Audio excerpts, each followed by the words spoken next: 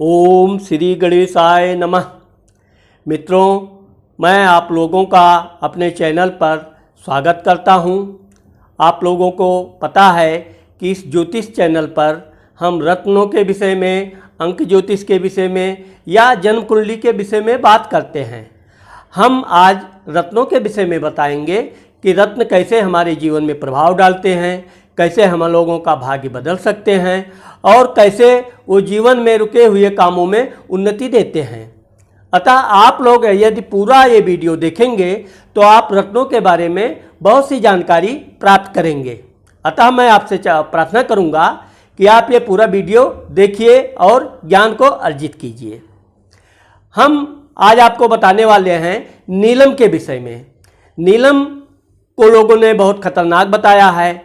ये बात सत्य भी है कि नीलम अगर सूट कर गया तो वो आदमी को रंक से राजा बना देता है, नहीं सूट किया तो वो आदमी को बर्बाद भी कर देता है। हम आपको एक उदाहरण समझाते हैं। हमारे ऑफिस में एक ग्राहक आया, उसको किसी गुरुजी ने उसको नीलम पहनने की सलाह दी थी। चूँकि वो पहले से नीलम लेने की जिद करने लगा और अंत में मैंने उसको नीलम दिया। नीलम लेकर वो गया। कुछ देर बाद वो वापस आया, बिल्कुल घबराया हुआ सा। उसका पैर मैंने देखा कि बिल्कुल मोच गया है और बिल्कुल सूजा हुआ है। वो इतना घबराया हुआ था कि उसको देखते ही मैं समझ गया कि कुछ ना कुछ गड़बड़ हो गया है। फिर उसने बताया कि जैसे ही मैं नीलम लेकर गया, कुछ दूर यहाँ से गया और मैं फिसल कर गिर गया और ये मेरा पैर देखिए टूट गया है। ऊपर से उसकी घबराहट देखकर मैं खुद परेशान हो गया। फिर मैंने वो नीलम वापस ले लिया, उसको जल पिलाया, कुछ देर बिठाया। काफ़ी देर शांत होने के बाद फिर वो वहाँ से डॉक्टर के यहाँ चला गया। तो कहने का मतलब यह है कि नीलम हो, गोमेद हो, मूंगा हो, कोई भी रत्न हो, आप उसको एक बार टेस्ट कर लीजिए। या आपकी कुंडली में अगर बिल्कुल 100% वो रत्न धारण करना जरूरी है तो ही आप रत्न को धारण कीजिए। यदि सही ज्योतिष ने आपको सही जानकारी दी है तो आप रत्न को धारण कीजिए, लेकिन नीलम के बारे में आप सोच विचार करके ही धारण करें। अब जैसे कि माणिक हुआ, अब किसी ने किसी को माणिक रत्न बताया, उसके जीवन में कफ की बीमारी है, टीबी की बीमारी है, हार्ट का प्रॉब्लम है, वो आराम से माणिक पहनेगा तो उसको इन सब बीमारियों से मुक्ति मिल जाएगी। अब जैसे कोई लड़का बार बार फेल हो जाता है, पढ़ाई बहुत करता है, मेहनत बहुत करता है, लेकिन परीक्षा के समय उसका दिमाग याददाश्त कमज़ोर हो जाता है। ऐसे लोगों को पन्ना दिया जाता है। पन्ना क्या है? याददाश्त को तेज करता है, उसके मनोबल को बढ़ाता है और वो जो भी पढ़े लिखी चीज़ें हैं उसमें तुरंत याद आ जाती है। इसी तरह मंगल, खून में किसी को विकार है, रक्त विकार या कोई भी ऐसी चीज़ है, या उसके कुंडली में मंगल धारण करने की बात आती है, उसका भाग्येश मूंगा है या लग्नेश मंगल है, तो मूंगा वो धारण कर सकता है। मूंगा धारण करने से वो कॉन्फिडेंस आ जाएगा और उसके जीवन में बहुत सी रुकी हुई काम पूरा होगा। तो ऐसे अब मैं आपको ये बताऊंगा कि रत्न काम कैसे करते हैं। रत्न के विषय में आप ये जान लीजिए कि रत्न जब कैसे काम करते हैं तो आप स्वतः समझ जाएंगे कि ये भाग्य को बदल भी सकते हैं। अब मैं आपको उदाहरण के लिए बताता हूं कि जैसे आप रेडियो रखते हैं, रेडियो को आपने कोई स्टेशन लगाया, उस स्टेशन से जो भी प्रोग्राम है वो आपको आके आवाज़ स्पष्ट सुनाई पड़ने लगता है, जिससे क्या होता है कि आप उन चीज़ों को देख के समझ तो पाते हैं कि ये स्टेशन लग गया, लेकिन वो चीज़ देख नहीं पाते हैं। कहने का मतलब यह है कि ये तरंगें हैं। इन तरंगों के कारण जैसे कि वो रेडियो का स्टेशन पकड़ लेता है, ऐसे ही ये रत्न तरंगों का काम करते हैं। चूँकि हमारे जीवन में रंग और तरंग दो चीज़ों का बड़ा महत्व है। रंगों का विषय में 7 रंग के बारे में कहा गया है। जैसे सूर्य लाल रंग का होता है, पन्ना हरे रंग, बुध हरे रंग का होता है, गुरु पीले रंग का होता है, शुक्र सफ़ेद रंग का होता है, चंद्रमा भी सफ़ेद रंग का होता है। तो इस तरह से 7 रंग जो हैं वो हमारे जीवन में, हमारे शरीर में भी पाए जाते हैं। इसमें जिस रंग की यानी कि जिस ग्रह का कमज़ोर हो गया तो उससे वो आदमी का वो दुष्प्रभाव चालू हो जाता है। तो जैसे ही ये रत्न कोई धारण करता है तो ये जो तरंगे हैं ये अदृश्य रूप में उसके शरीर में प्रवेश करते हैं।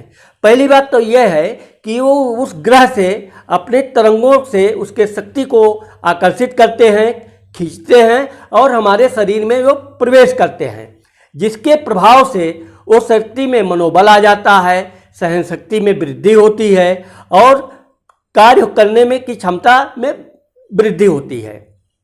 आप ये मानकर चलिए कि हम जो चीज़ नहीं भी देखते हैं तो वो ना देखने का मतलब ये नहीं है कि हम उसको माने ही ना, वो अपना काम करते हैं। जैसे किसी ने कहा ये छोटे से पत्थर हैं, ये क्या काम करेंगे।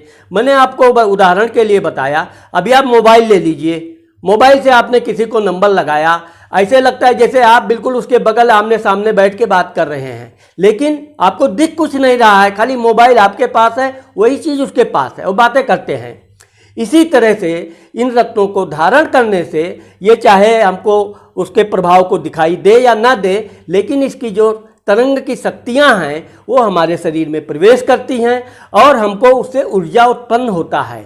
इसी ऊर्जा के कारण हमारे जो ग्रह कमज़ोर हैं या जो हमारे शरीर में बीमारियां उत्पन्न हैं उसको दूर करने के लिए जो हमने रत्न धारण किया है उससे उसका पूरा लाभ मिलता है। साथ ही हमारे काम में जो रुकावटें आती हैं तो कारण क्या है कि जो ग्रह रुकावट डालते हैं तो उससे हमारा मनोबल डाउन हो जाता है। कोई काम करने से पहले ही हम घबराने लगते हैं, उसके विचार में हाँ ना के करने लगते हैं। तो ये सब चीज़ों को दूर करने के लिए रत्न आप धारण करते हैं, उस रत्न से वो बीमारी वो समस्या समाप्त हो जाती है। उसके बाद में आपका वही कॉन्फिडेंस बढ़ जाता है, आप स्वतः अपने आप को इतना मजबूत महसूस करते हैं कि जो काम आपके नहीं हो रहे थे आप स्वतः ही समझने लगेंगे कि यह काम अब मेरा होगा। इसलिए रत्न को धारण करने से आप ये मानकर चलिए कि यह आपके शक्ति में वृद्धि करते हैं, आपके मनोबल को बढ़ाते हैं और हर रुके हुए कार्य में आपको एक नई प्रेरणा देते हैं, जिसके कारण आपका मनोबल काफ़ी ऊंचा हो जाता है। अब मैंने आज आपको लोगों को रत्नों के बारे में बताया कि रत्न धारण करते हैं तो क्या लाभ होता है। अब मैं आपको ये भी बताना चाहता हूँ कि यदि रत्न आपको नहीं सूट किया तो इसके दुष्परिणाम को आप कैसे पहचानेंगे। सबसे पहले जो रत्न आपको धारण करने से निगेटिव असर देता है तो इससे आप घबराने लगेंगे, आपका दिल की धड़कन बहुत तेज बढ़ने लगेगी, तरह तरह के कुविचार आने लगेंगे, आशंकाएं आने लगेंगी, यहाँ तक कि आपका जो कॉन्फिडेंस था वो भी समाप्त होता नजर आएगा। रोग जो था वो और अधिक आपको वृद्धि दिखाई पड़ेगा और जिसके कारण आप कोई भी निर्णय लेने के में सक्षम नहीं रहेंगे। तो ये आप जान लीजिए, आपको रात को भी बुरे सपने आएंगे, चलते समय भी आपके पैर लड़खड़ाएंगे। तो ये सब जब चीज़ें आपके जीवन में होने लगे तो आप ये मान लीजिए कि ये रत्न आपको सूट नहीं कर रहा है, आप उसको तुरंत निकाल दीजिए।